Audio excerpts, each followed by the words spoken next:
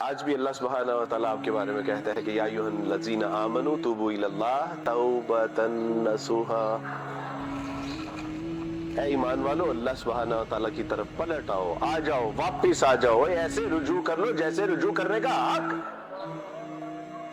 رسول اللہ صلی اللہ علیہ وسلم کی حدیث،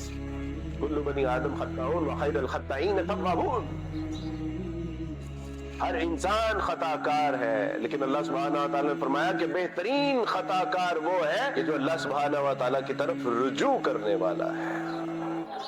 آپ تصور کیجئے، اللہ سبحانہ و تعالیٰ فرما رہے ہیں کہ دیکھو گناہ ہوئے تھے نا،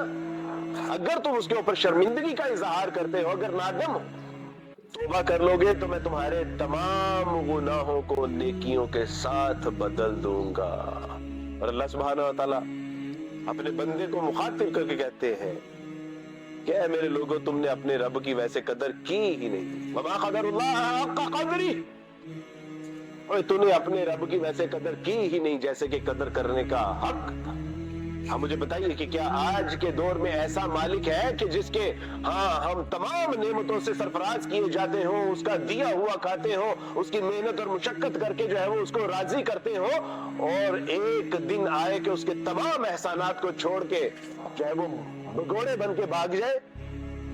اب کل کو کہیں گے بھی نا کہ سر میں آپ کی فیکٹری میں دوبارہ حاضر ہونا چاہتا ہوں، کہ تو ایک احسان فراموش شخص ہے،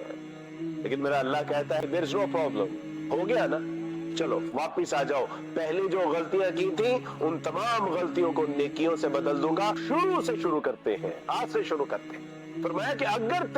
تم سے گناہ ہو جائے، توبہ کر لو، ندامت شرمندگی کا اظہار کرتے ہوئے میرے حضور واپس آ جاؤ، اور اگر تم ایسے ہو جاؤ کہ تم گناہ کرو ہی نا، تو میں تمہاری جگہ ایک ایسی قوم کو لے کے آؤں گا